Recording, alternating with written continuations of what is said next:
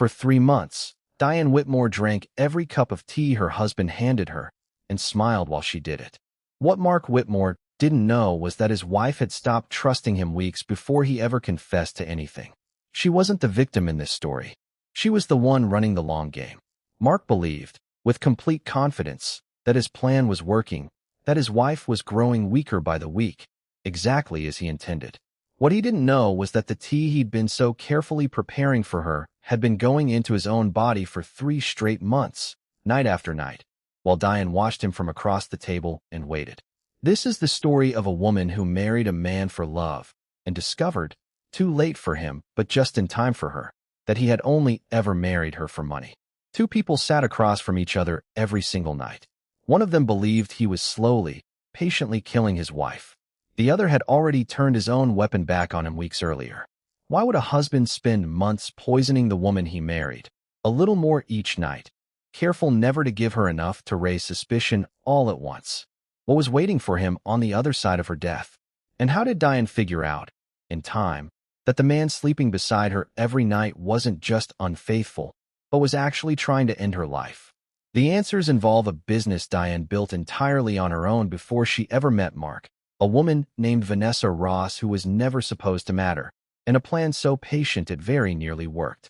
Before we go further, let's set the stage for who these two people really were, long before any of this began. Diane Whitmore built her design business from nothing, starting with a single client's living room and a folding table she used as a desk, years before she ever met Mark. By the time the two of them crossed paths at a mutual friend's dinner party, Diane's firm had grown into something genuinely successful, a name people in her city recognized, a client list that included some of the wealthiest families in the region. Mark, by contrast, worked steadily in finance, comfortable but never remarkable, the kind of man whose career had plateaued years earlier without him ever quite admitting it to himself. He was charming that first night in a way that felt effortless, attentive in a way Diane hadn't experienced from the other men she'd dated, and she fell for him slowly, certain she'd finally found someone who valued her for exactly who she was. What Diane didn't know, and wouldn't understand until years later, was that Mark had done his research on her long before that dinner party ever happened. He knew, through mutual acquaintances, roughly what her business was worth, roughly what she'd built, roughly what kind of life a marriage to her could provide him without ever having to build anything of his own. He courted her the way a patient man courts an opportunity, never rushing, never showing his hand, letting her fall in love with a version of him constructed specifically to be irresistible to a woman who valued loyalty, steadiness, and quiet devotion above almost everything else.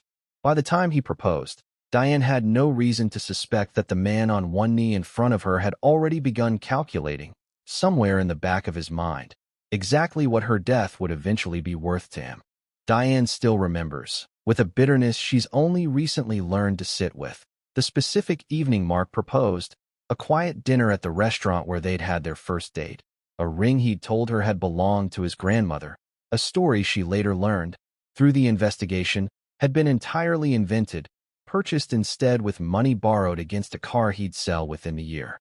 At the time, it felt like the most sincere moment of her life. Looking back, she recognizes it now as the final, most convincing performance in a courtship built entirely around convincing her that his devotion was real, a performance so complete that even years of marriage never gave her reason to question it, until a bitter cup of tea finally did. Investigators later uncovered a specific detail from those early months of dating that Diane hadn't known at the time, and that landed harder than almost anything else once she finally learned it.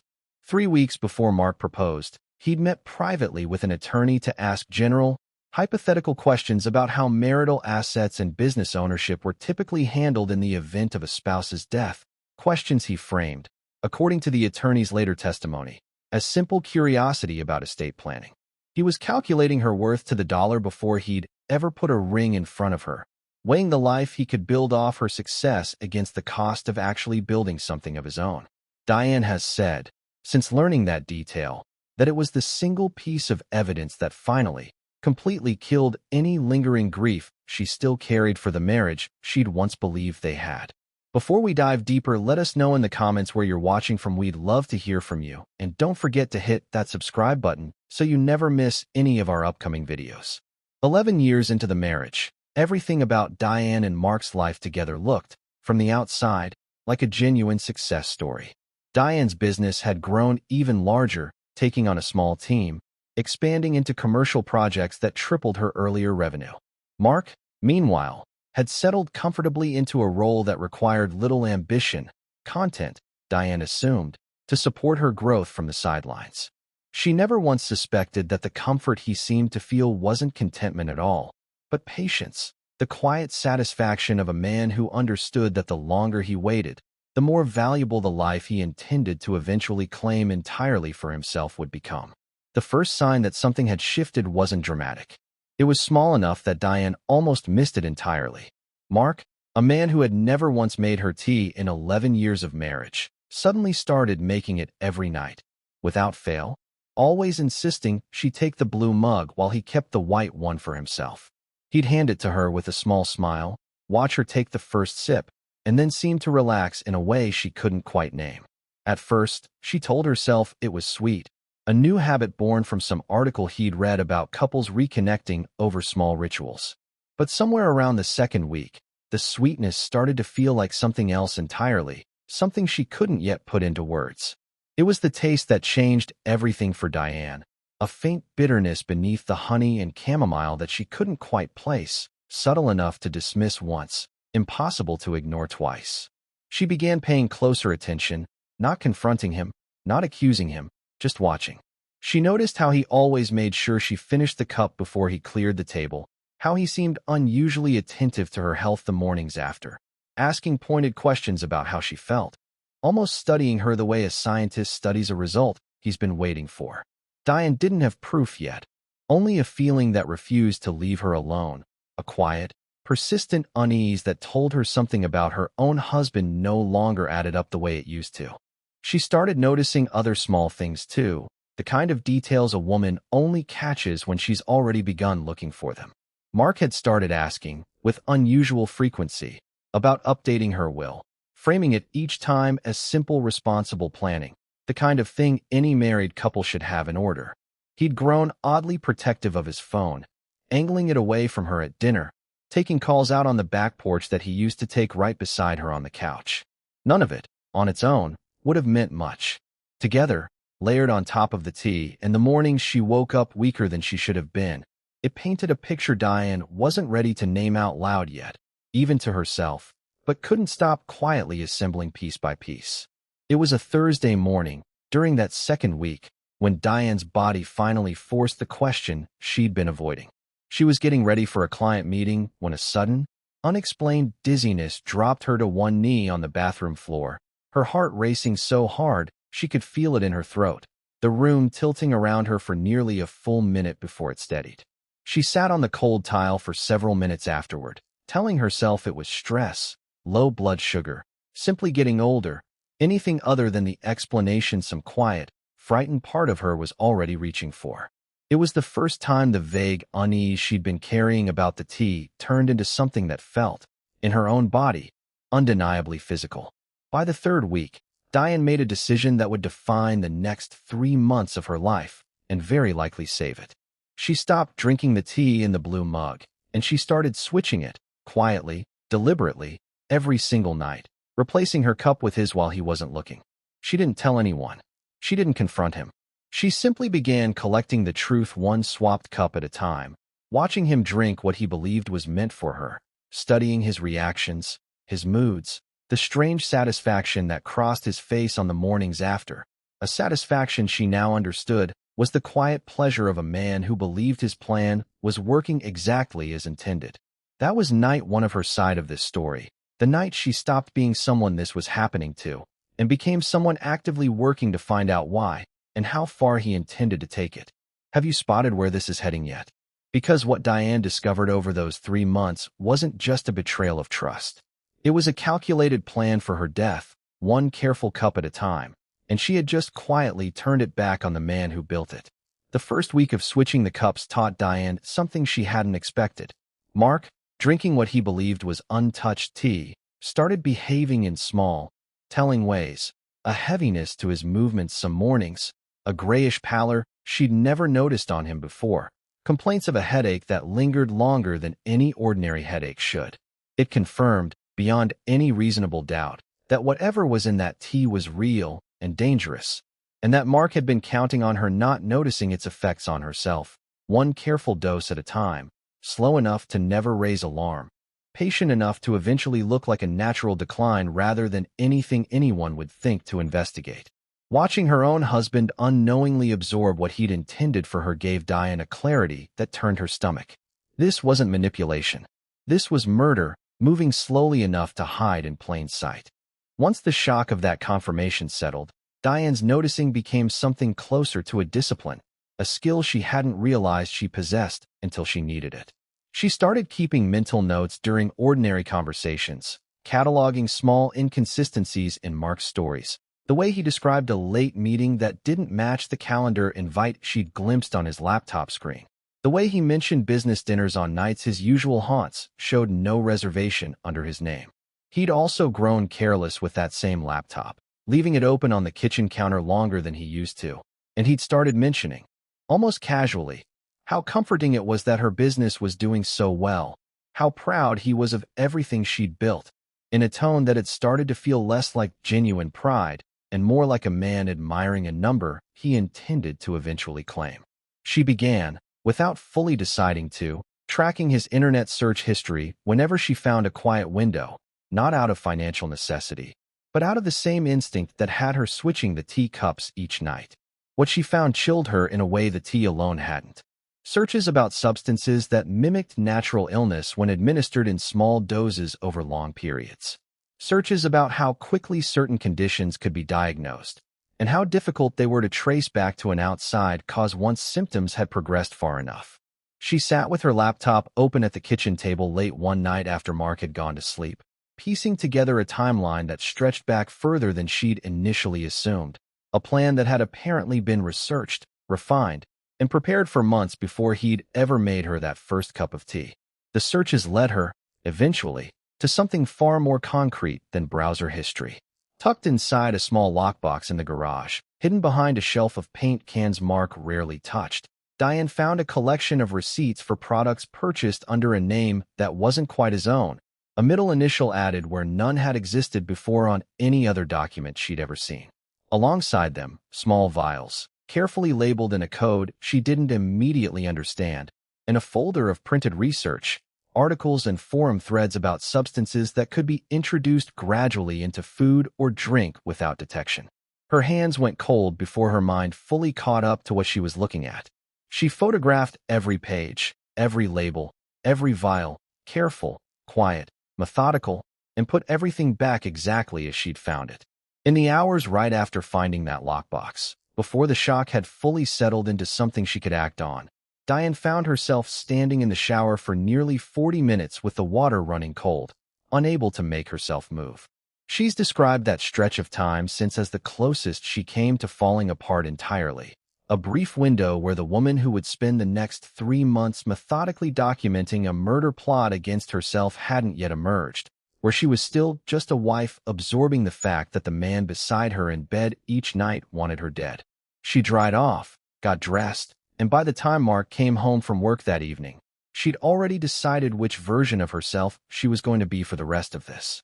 That same evening, once Mark had gone to bed, Diane finally allowed herself to go through the insurance paperwork she'd been avoiding for weeks. What she found confirmed everything the lockbox had already told her. A life insurance policy on her had been increased substantially just 4 months earlier, an amount far beyond what would have made sense for their household needs, with Mark listed as sole beneficiary. Her will, updated during what she'd believed was a routine estate planning session, now left the entirety of her business, her savings, and her share of the house directly to him, with none of the modest provisions for her sister or favorite charities she remembered actually requesting. And buried in an email exchange Mark had forgotten to delete, a name kept appearing, again and again, in correspondence that had nothing to do with insurance or estate planning at all. Vanessa Ross. Diane didn't know the name yet. Not really. Not as anything more than 3 words on a screen. But she knew, with a certainty that settled somewhere deep in her chest, that this woman was waiting for her on the other side of whatever Mark had planned. In the weeks that followed, Diane began living a kind of double life inside her own home. One version of herself continuing to move through ordinary days, client meetings, dinner conversations, weekend errands, while another version worked constantly beneath the surface, cataloging, verifying, planning. She started reading labels on everything in the kitchen with an attention she'd never had before, learning to identify the specific vials from the lockbox against household products Mark might plausibly claim they were, understanding, with growing dread, how carefully he'd chosen substances common enough to explain away if she ever happened to stumble across them by accident. It was exhausting in a way she'd never experienced, maintaining warmth and normalcy toward a man she now understood, with total certainty, wanted her dead. That same week, Diane spent a series of quiet evenings trying to identify the woman behind the name Vanessa Ross on her own, working from nothing but the email correspondence she'd found and a professional photograph attached to one signature line. She found a modest social media presence, carefully curated professional headshots, occasional posts about weekend hiking trips, and a small rescue dog. It struck Diane, scrolling through an ordinary stranger's ordinary life, how ordinary evil could look from the outside, how a woman capable of waiting patiently for another woman's death could also post cheerful photographs of sunsets and brunch, indistinguishable, at a glance, from anyone else's carefully filtered life. She found, eventually, a mutual connection buried several layers deep in Vanessa's social circle. A former colleague of Mark's who had once mentioned, in passing at a work function years earlier, a woman he'd introduced only briefly. Piecing together timestamps on old photographs and a handful of tagged locations, Diane began to understand that whatever relationship existed between Mark and Vanessa predated her own suspicions by a significant margin, stretching back nearly 2 years rather than the few months she'd initially assumed. It reframed everything she thought she understood about her own marriage, forcing her to reconsider entire stretches of ordinary life, vacations, holidays, anniversaries, wondering how much of it had already been lived alongside a secret this large. This was the moment the investigation stopped feeling only like self-preservation and started feeling like a betrayal she needed to fully understand before she could ever confront it. That night, Diane didn't switch the cups out of caution anymore. She switched them out of absolute certainty that her life depended on it. Something had shifted in her, a line crossed that couldn't be uncrossed. The moment a wife stops wondering whether her husband is capable of something and confirms, beyond any doubt, that he is actively trying to kill her, and has already chosen who will replace her the moment he succeeds. She sat across from him at dinner, watching him talk about his day with the same warmth he always had, and felt something close to disbelief at how easily he could sit there, drinking what he believed was meant to slowly end her life, while she calmly watched him absorb it instead. There was a night, close to the 7th week, when Diane almost got caught. She'd been searching through Mark's desk while he showered, moving quickly through folders she'd already learned the layout of, when she heard the water shut off earlier than usual. She slid the drawer closed, smoothed the papers on top of the desk, and was back at the kitchen counter, stirring a pot that didn't need stirring, by the time Mark walked in asking what smelled so good.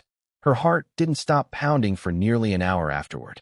It was the closest she came, in 3 months of quiet investigation, to losing the advantage she'd worked so hard to build, and it taught her to be more careful, more patient, and more deliberate about exactly when she chose to look. There was another close call, weeks later, that frightened Diane even more, not because she nearly got caught searching, but because Mark, over dinner one evening, asked her directly, almost casually, whether she'd been feeling more tired than usual, whether she'd noticed any changes in her appetite or her sleep.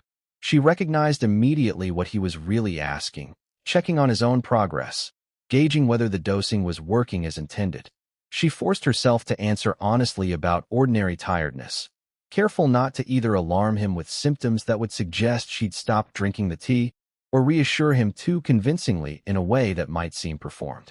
It was, she would say later, one of the most difficult conversations of her entire life, calibrating her own words carefully enough to keep a man who wanted her dead from suspecting she knew.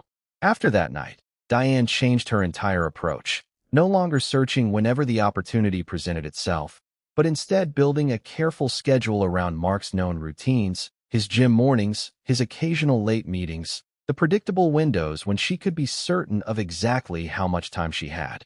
She started keeping a small notebook, disguised among her design sketches, mapping out these windows in shorthand only she could decode. It felt, at times, less like investigating her own husband and more like running a covert operation inside her own home, a comparison that unsettled her the first time it occurred to her, and then, gradually, simply became her new normal. It was during this stretch that Diane first considered going straight to the police, an idea she turned over for nearly a week before deciding to wait just a little longer. She worried that without enough documented evidence, a report might simply alert Mark that she knew, giving him the chance to destroy the lockbox, alter the paperwork, or accelerate whatever timeline he had in mind before authorities could act. She wanted a case airtight enough that no lawyer, no explanation, no charm could talk his way out of it. She was not going to risk her own life on an investigation that moved too slowly to protect her. She was going to build the case herself, first, and bring it to the police complete. Before making that final decision, Diane spent one afternoon meeting privately with a retired detective a friend of a friend had recommended, someone now working independently as a consultant, to ask, hypothetically, how a case like this would typically unfold, and how she could best protect herself while continuing to gather evidence. He was blunt with her in a way she appreciated, telling her plainly that her instinct to build a complete case first was sound, but that she needed to prioritize her own physical safety above documentation, and that she should consider, seriously, whether staying in that house another single night was worth whatever additional proof she hoped to gather. Diane left that meeting with a clearer sense of the risk she was actually carrying, and a renewed urgency about how quickly she needed to move. That same week, she began quietly preparing a version of an exit that didn't depend on Mark ever knowing, arranging with a colleague to have a guest room available on short notice, memorizing rather than writing down the location of a small emergency bag she kept in her car, and identifying, in advance, exactly which foods and drinks in the house she could trust because she'd prepared them herself, sealed, untouched by anyone else. It was an exhausting, hyper-vigilant way to live, but it gave her something she needed badly in that stretch of the investigation, a sense that she was actively protecting herself rather than simply waiting, helplessly, for evidence to accumulate on its own. Around the 8th week, unable to carry the weight of it entirely alone any longer, Diane told one person the truth, her closest friend from college, a woman named Patricia who lived 2 states away and had no connection to Mark's world at all. She called her late one night after Mark had gone to sleep, sitting in her car in the driveway because it was the only place in the house she felt certain no one could overhear her. Patricia went quiet for a long moment after Diane finished explaining, and then said, in a voice Diane had never heard from her before, that she needed to get out of that house, immediately, that no amount of evidence gathering was worth staying under the same roof as a man actively poisoning her. Diane explained why she couldn't simply leave yet, not without proof strong enough to guarantee consequences, and Patricia, reluctantly, agreed to help her build that proof as quickly and safely as possible instead. Diane also called her sister that same week, a conversation she'd been avoiding for days, unsure how to say the words out loud to family without triggering an immediate, panicked intervention that might force her hand before she was ready. Her sister's reaction mirrored Patricia's almost exactly. An initial wave of fear followed quickly by insistence that Diane leave the house that very night. Diane spent nearly an hour on the phone explaining her reasoning, the need for airtight evidence, the risk of tipping Mark off prematurely, and her sister, though clearly still terrified, eventually agreed to trust Diane's judgment, on the condition that she check in by phone every single day without exception until this was over. Diane kept that promise faithfully for the remaining weeks of her investigation, a small, steady tether to safety in the middle of an otherwise isolating ordeal. A few days later, Diane called Patricia again, this time to ask a specific favor, whether Patricia would be willing to hold a second copy of everything Diane had gathered so far, stored somewhere entirely outside the reach of Mark's world, along with a letter explaining everything in case anything happened to Diane before she could act. Patricia agreed without hesitation, and Diane spent an evening carefully uploading photographs and documents to a private, password-protected account only the two of them knew existed. It gave her a measure of peace she hadn't realized she needed, the knowledge that even if something happened to her, the truth would still exist somewhere safe, waiting to expose him. Around this same time, Diane finally scheduled a doctor's appointment, telling the receptionist only that she wanted a general wellness check and some blood work. She didn't tell the doctor the real reason for her visit. Not yet. Not until the nurse had already drawn the blood, and Diane found herself unable to leave the small exam room without saying something true out loud. She told the doctor, carefully, that she believed someone close to her had been putting something dangerous in her food or drink over an extended period, without naming Mark, without explaining the full situation. The doctor's expression shifted immediately from routine professionalism to genuine alarm. She ordered an expanded toxicology panel on the spot and told Diane, firmly, not to consume anything at home. She hadn't prepared herself until the results came back. The results came back 5 days later, and they were far more serious than Diane had allowed herself to fully imagine. Trace markers indicated sustained exposure to a substance capable of causing progressive organ damage over months of accumulated dosing. Exactly the kind of slow, deniable decline that could plausibly be mistaken for a mysterious illness rather than a deliberate attack.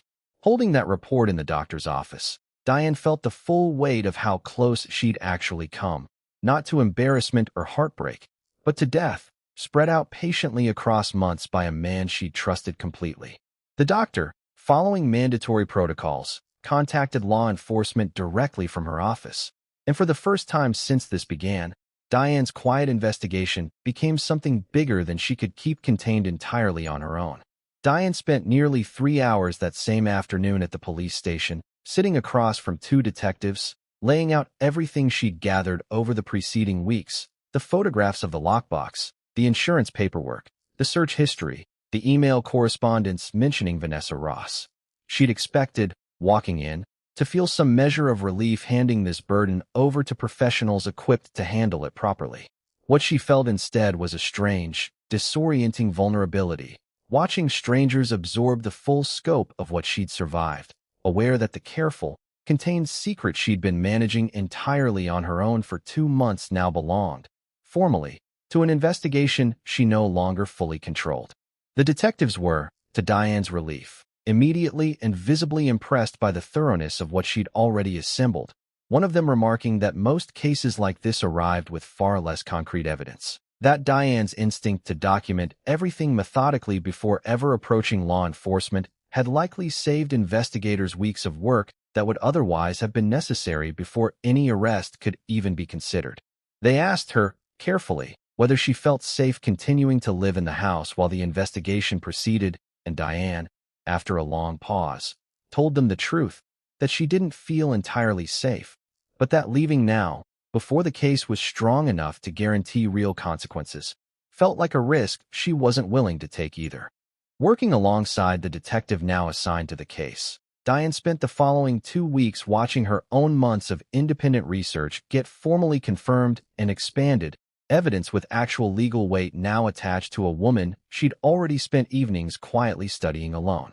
Detectives confirmed what Diane suspected but couldn't prove on her own, that Mark had been involved with Vanessa for nearly 2 years, meeting her through a professional networking event and quietly building an entire second relationship around her, one Diane had never once suspected until the email surfaced. Diane remembered a dinner, years earlier, where Mark had introduced Vanessa as a colleague's wife, remembered how he'd watched her a little too closely, how Vanessa had laughed a little too easily at things that weren't especially funny. At the time, Diane had dismissed the feeling as nothing. Now, with investigators confirming every instinct she'd already trusted, she understood that feeling had been trying to tell her something long before the tea ever did. Detectives, working from the evidence Diane had already gathered, quietly built a fuller picture of Vanessa Ross over the following weeks, one that painted her as far more than an unsuspecting affair partner. Text messages recovered from Mark's second phone, once investigators obtained a warrant, revealed conversations between the two of them discussing Diane's declining health with a coldness that turned Diane's stomach when the detective read portions aloud to her, along with references to a future they were planning together once. In Vanessa's words, everything was finally settled. It became clear that Vanessa hadn't just known about the plan. She had been an active, willing participant in it from very near the beginning, waiting patiently on the other side of Diane's death for a life she believed was already promised to her. What investigators pieced together over the following weeks painted a picture darker than even Diane had let herself imagine at first. Mark and Vanessa hadn't simply been having an affair. They had been building, with methodical patience, toward Diane's death, timed carefully enough to avoid suspicion, funded by an inheritance and insurance payout that would have made both of their futures secure the moment she was gone. The updated will, the increased policy, the small, careful doses, all of it pointed toward one outcome, a version of Mark's future that required Diane's absence rather than her cooperation. The tea, detectives confirmed, wasn't cruelty for its own sake. It was a weapon, chosen specifically because it was slow enough to look accidental and patient enough that no one would think to look for it until it was far too late.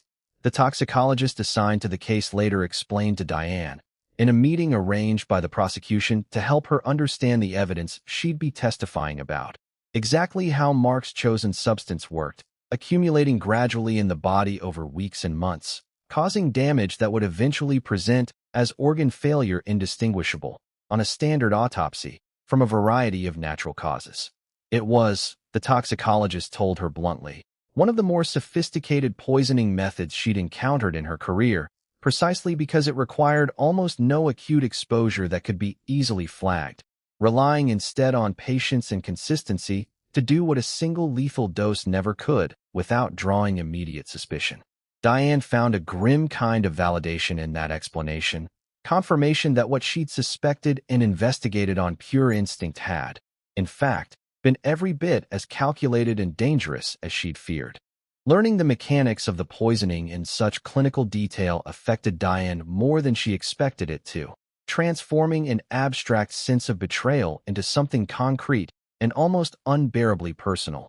The understanding that her own body had been the target of careful, ongoing calculation for months, that every cup of tea Mark had ever handed her with that particular smile had been a deliberate, incremental act of violence disguised as domestic routine.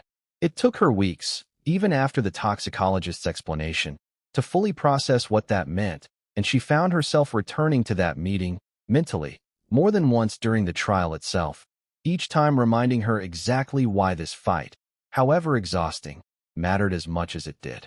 There was one night, close to the 10th week, when Diane nearly broke and confronted Mark outright, unable to keep sitting across from a man she now knew, with absolute certainty, was trying to kill her. She sat in her car outside the house for nearly an hour that evening, keys still in the ignition, rehearsing what she'd say, before the detective assigned to her case called to remind her, gently but firmly, that confronting Mark now, without an arrest already prepared, could put her in immediate physical danger if he panicked. She went inside instead, made small talk over dinner, and switched the cups exactly as she had every night before, though her hands, that particular evening, shook the entire time. The following week, working closely with both her attorney and the detective, Diane helped finalize the case that would ultimately be presented to the district attorney, a case built on toxicology results, financial records, recovered messages between Mark and Vanessa, and Diane's own months of careful documentation.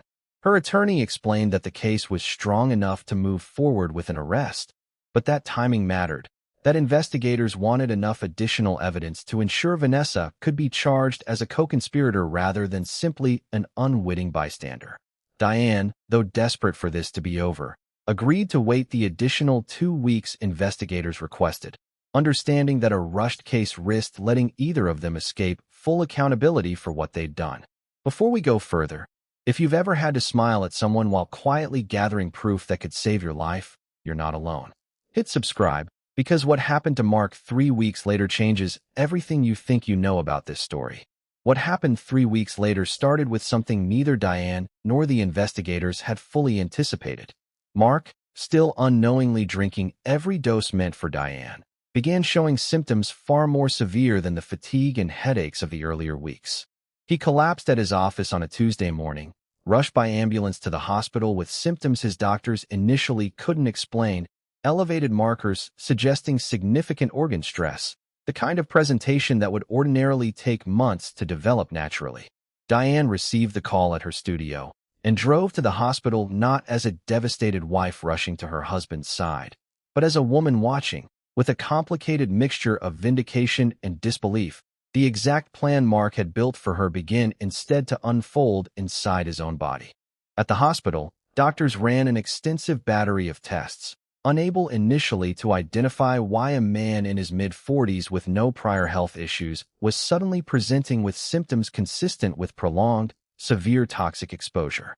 Diane sat in the waiting room, aware, more fully than anyone else in that building, of exactly what was happening and why, carrying a knowledge she wasn't yet permitted to share, since investigators had asked her to let the medical situation unfold naturally while the criminal case continued building in parallel. It was, she would later say, one of the strangest, most surreal experiences of her entire life.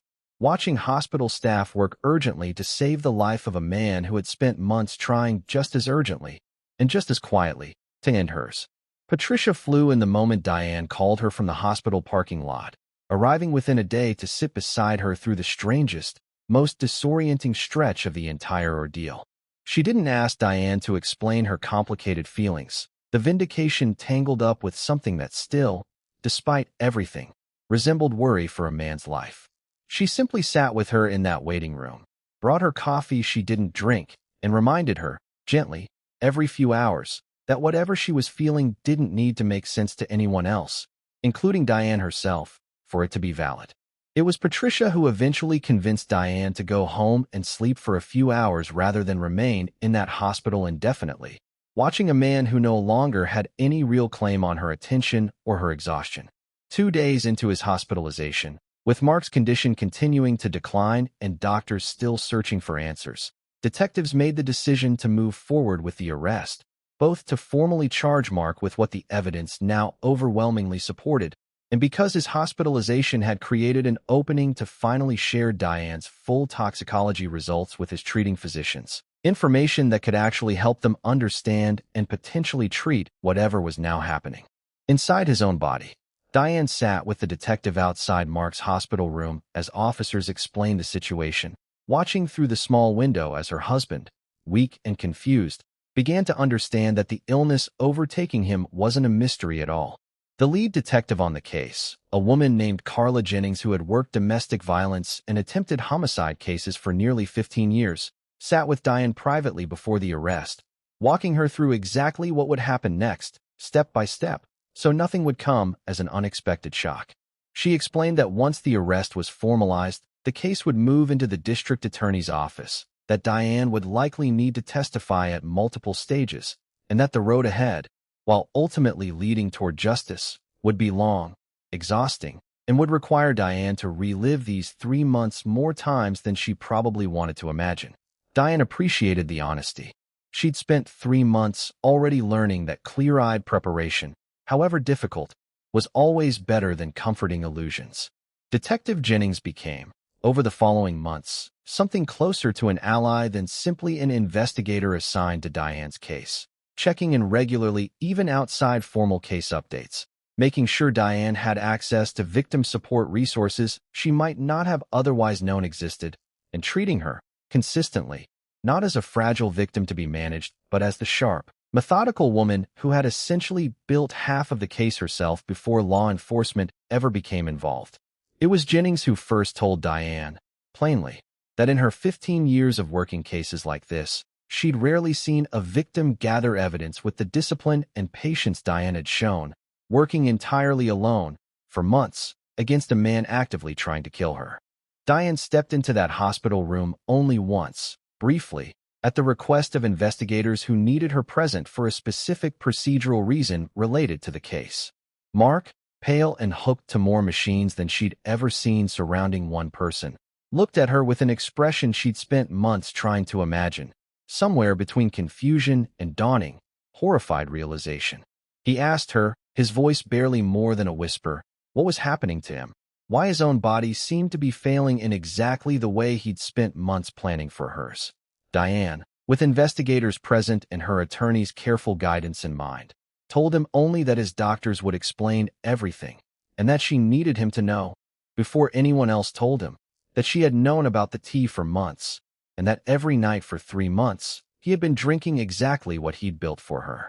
Mark's confession, when it finally came 2 days later, arrived not as a moment of remorse, but as a desperate, self-serving attempt to explain himself to investigators once the toxicology results confirming Diane's poisoning were formally presented to him, alongside evidence that made further denial pointless. He admitted, according to the detective who later relayed the substance of the interview to Diane, that he had married her for her success, that he had never loved her the way he'd pretended to for 11 years, and that the plan had been Vanessa's idea originally, refined together over nearly 2 years of careful, patient planning. He confessed like a man who believed confession might somehow soften what was coming, which, in the most literal sense, it did not. That recorded confession, played in full for the jury during the trial, became one of the most damning pieces of evidence presented over the entire proceeding. Jurors listened to Mark's own voice describing the calculated pace of the dosing, the deliberate research into substances that mimicked natural decline, and the plan he and Vanessa had discussed for the life they intended to build once Diane's death was formally ruled accidental or attributed to unexplained illness.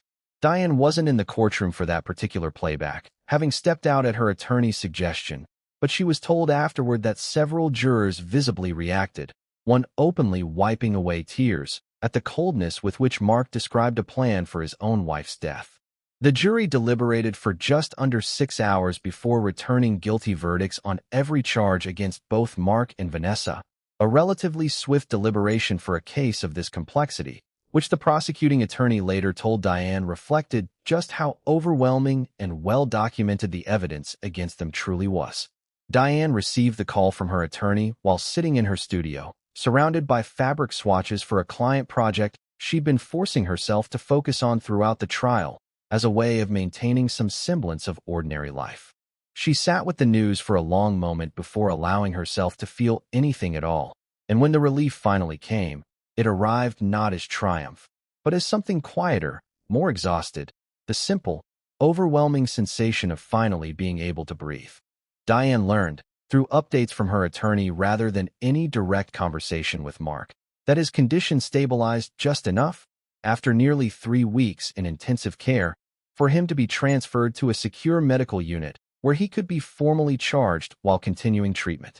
He would live, doctors ultimately confirmed, though with permanent organ damage that would require ongoing medical management for the rest of his life, a life that would now be spent, at least initially, behind bars rather than beside the fortune he'd spent years quietly plotting to claim.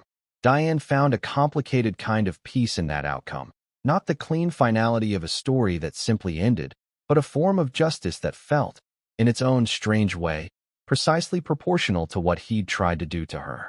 Vanessa Ross was arrested within days of Mark's formal charges, the recovered messages between them providing more than enough evidence to charge her as a co-conspirator in the plot.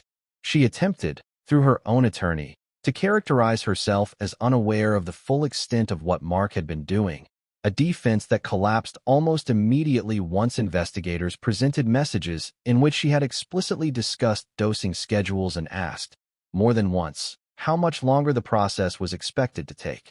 Diane followed the proceedings against Vanessa from a careful distance, unwilling to let anger about the other woman consume more of her energy than the case itself already demanded, but she felt something close to satisfaction watching a woman who had planned to inherit her stolen future instead facing years of her own. Diane saw Vanessa in person only once during the entire process, a brief, unavoidable moment in a courthouse hallway during a pretrial hearing, the two of them passing within a few feet of each other for the first and only time since this began. Diane had expected, in the days leading up to that hearing, that seeing Vanessa's face might trigger something overwhelming, rage or grief or some combination she couldn't fully predict. What she felt instead, in that brief hallway encounter, was something closer to detached clarity, the simple, settled understanding that this woman, whoever she believed herself to be, had chosen to participate in a plan to end Diane's life, and that nothing about her appearance or demeanor changed that fact in the slightest. In the months that followed, Diane found herself working closely with prosecutors to build the strongest possible case for trial, sitting through depositions, reviewing evidence, testifying before a grand jury about 3 months that had, in hindsight, saved her own life. It was exhausting, emotionally grueling work, revisiting details she'd rather have left behind her. But Diane understood that a case this serious required a victim willing to see it through completely, not just to the arrest, but to whatever sentence a jury ultimately decided both Mark and Vanessa deserved. She showed up to every single appointment, every meeting, every procedural step, determined that the 3 months she'd spent quietly protecting herself wouldn't be wasted on a case that fell apart from exhaustion or impatience. The trial itself, when it finally began nearly a year after Mark's hospitalization, became something of a local sensation. The details of the case, a wife discovering and reversing her own attempted poisoning, drawing attention from local news outlets, and eventually beyond. Diane testified for 2 full days, walking the jury through every stage of her 3-month investigation. The tea, the lockbox, the insurance paperwork, the moment she'd found the will rewritten in Mark's favor. She spoke plainly, without theatrics, letting the sheer methodical patience of her own survival speak for itself. Jurors later told reporters that her composure on the stand, describing months of quietly outmaneuvering a man actively trying to kill her, was more compelling than any dramatic courtroom outburst could have been. Vanessa's defense attorney spent nearly a full day attempting to portray her as a woman manipulated by Mark rather than an equal participant in the plan, suggesting she had believed his claims that Diane was somehow already gravely, naturally ill, and that Vanessa had simply been waiting, unknowingly, for a relationship to become possible after a death she believed was already coming regardless of anything either of them did. That defense collapsed entirely under cross-examination, when the prosecution introduced a message, recovered from Vanessa's own phone, in which she had explicitly asked Mark whether he needed her to research alternative dosing methods because their current timeline, in her own words, felt too slow for her patience.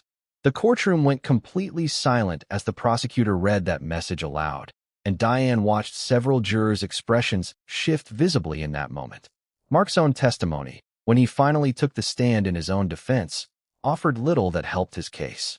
Weakened, still dependent on ongoing medical treatment, he attempted to characterize the plan as something that had spiraled beyond his original intentions, insisting he'd never truly wanted Diane to die, only to gain enough financial control to eventually leave the marriage on more favorable terms. The prosecution dismantled that claim methodically, walking him through his own search history, the specific dosing calculations found in his notes, and the increased insurance policy taken out months before any divorce conversation had ever occurred. By the time he stepped down from the stand, even his own attorney's closing argument focused less on innocence and more on appeals for leniency, given his ongoing medical condition. Mark was ultimately convicted on charges of attempted murder and conspiracy, receiving a sentence that would keep him incarcerated for decades.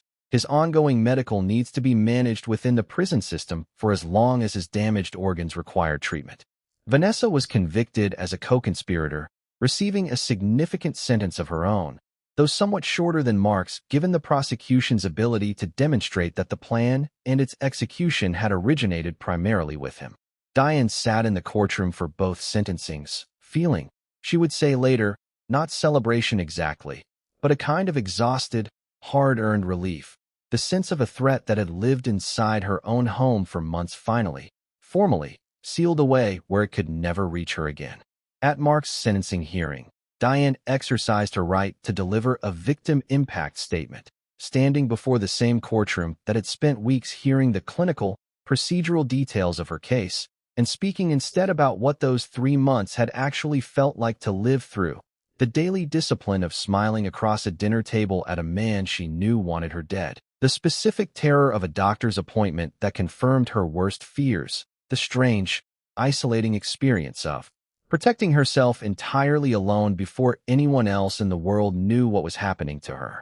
She spoke directly to Mark for the final portion of her statement, telling him that the same patience he'd once used to plan her death was the exact quality that had ultimately exposed him, and that she hoped, for the rest of whatever life remained to him, he understood precisely what he had lost by underestimating the woman across the table.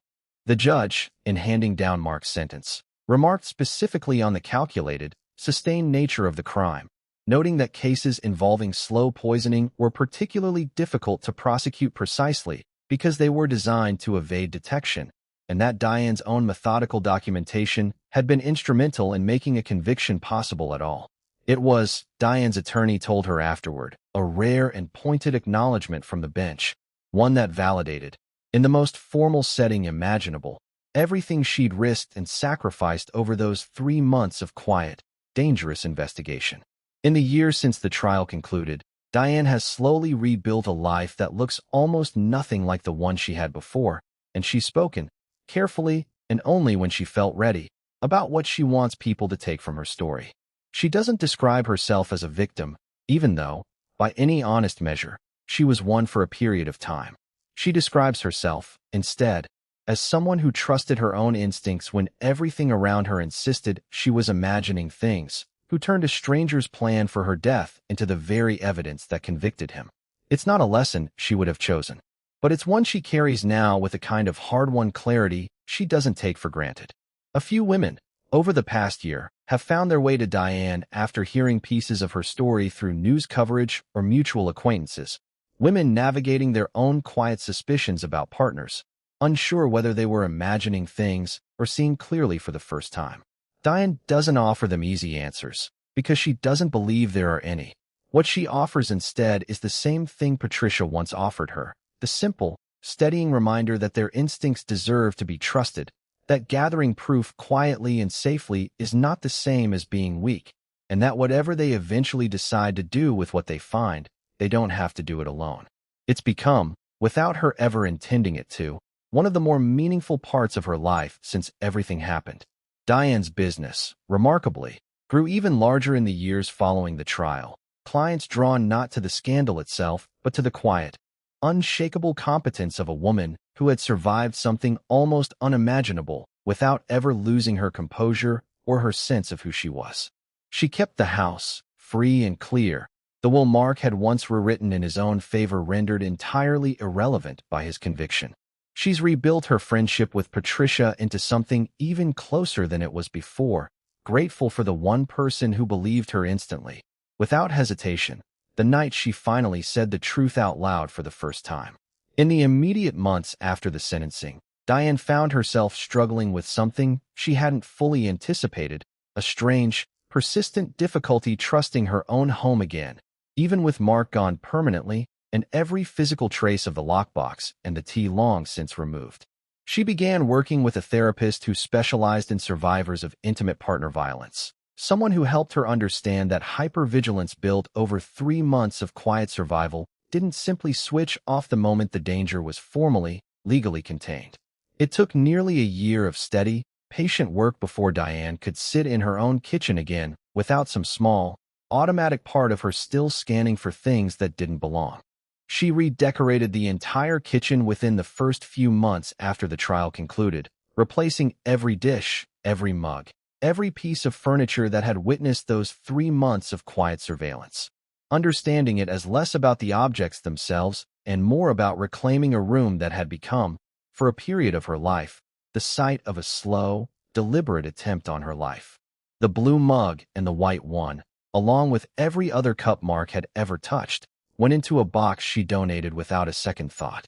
It was a small gesture in the grand scope of everything she'd survived, but Diane has said since that it was one of the first moments the house genuinely started to feel like hers again, rather than a crime scene she happened to still be living in.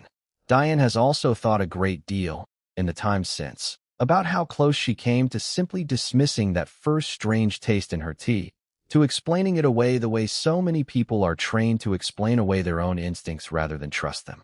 She's come to believe that the 3 months she spent quietly investigating weren't just the thing that exposed Mark and Vanessa. They were the thing that saved her life, a slow, patient refusal to look away from something that felt wrong, even when everyone around her, including the man she'd married, was counting on her not to notice at all.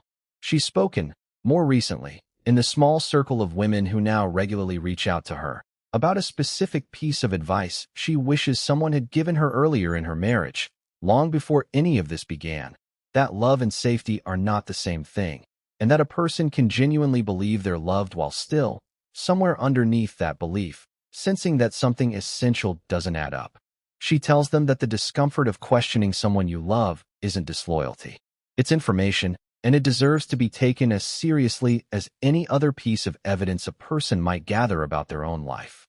It's a lesson that cost her nearly everything to learn, and one she hopes, by sharing it, might cost someone else considerably less.